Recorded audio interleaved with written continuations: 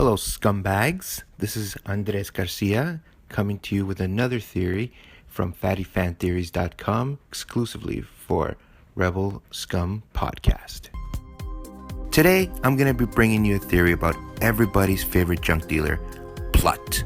Well, second favorite. Number one will always be Watto. By the way, Watto's name has not been thrown in the hat of Snook's identity. Who knows? It's a maybe. Possibly. Alright, confirmed. Watto is Snoke, right?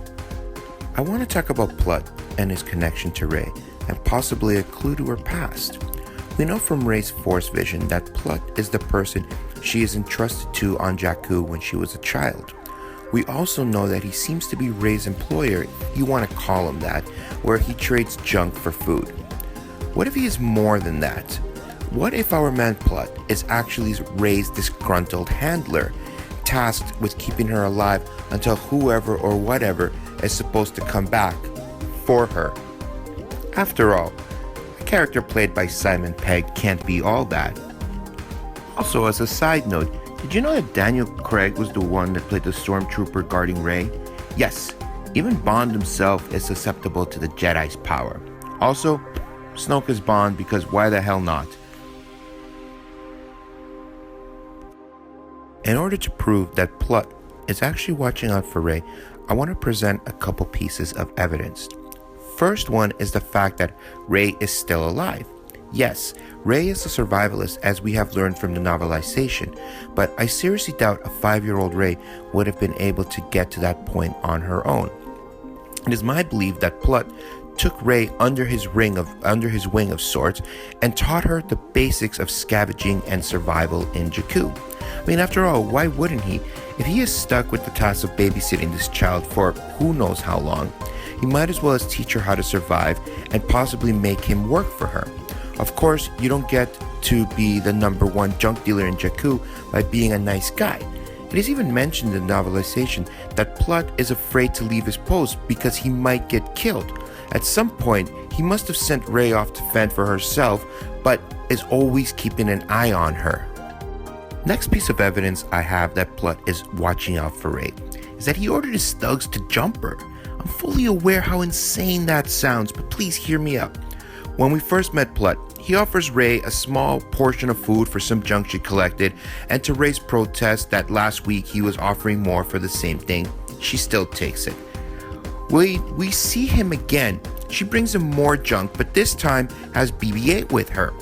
He offers her what I assume is to be all the food on the planet of Jakku, and that is something that was probably never offered. And I base that judging by the gasps of the crowd behind her. When she refuses, he orders his men to forcibly get it from her right away, of course to which they failed miserably. Because if they had succeeded, the movie would be much shorter and much crappier. Why do I consider this as proof as Plutt's way of protecting Rey? It's because he knew the First Order was looking for that particular droid she had with her. That if they had found her, they would have captured her, thus failing his mission, or kill her, again, failing his mission. If Plutt wanted it so badly and didn't care about her, he could have just set his goons to not jump her, but rather kill her, or get her when she's at home. No, Plutt saw that BB-8 was a wanted droid, and he wanted to get it away from Rey as fast as possible. Lastly, I want to turn to the recently deleted scene whereas Plutt confronts Rey in Maz's castle. Oh, Maz is Snoke, by the way, and which I actually did a video on, and you could find it here on the Rebel Scum podcast channel. Plutt confronts Rey and tells her that she's going to pay for what she has done, and tells her to come back with him to Jakku. Now Rey refuses and pulls a gun on him, to which Plutt goes all Steven Seagal, before the weight gain, and disarms her.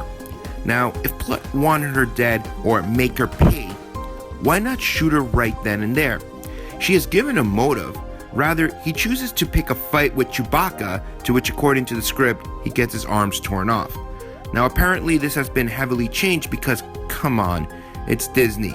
I mean, maybe if this was like a 1940s Warner Brothers cartoon, yeah, it would also include a lot more racism, and there's enough racism and hate in the galaxy as it is. Myself included. I hate Ewoks. Hate everything about them. I see something with Ewoks there, I hate it. Little frickin' nightmare fuel, Care Bear ripoffs. Also, you guys realize they were at the celebration at the end. They were eating the dead stormtroopers, right? So, why is the scene between Rey, Chewie, and Snoke important to my theory, other than trying to prove that Chewie is Snoke? Well, to me, it shows that Plutt wants to bring her back to protect her.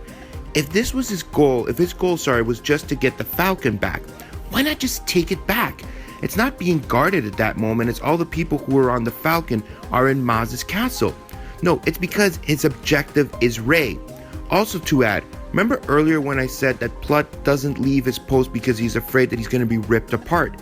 Well, for someone so careful about going outside on Jakku, being out of the planet is probably a huge deal. Why would he leave unless it was for something incredibly important? And what could be more important than his mission of keeping Rey safe? Also, we never see Plutt and Snoke in the same room, so maybe? Plutt is Snoke! I'm just kidding. Maybe I am. So, there you have it.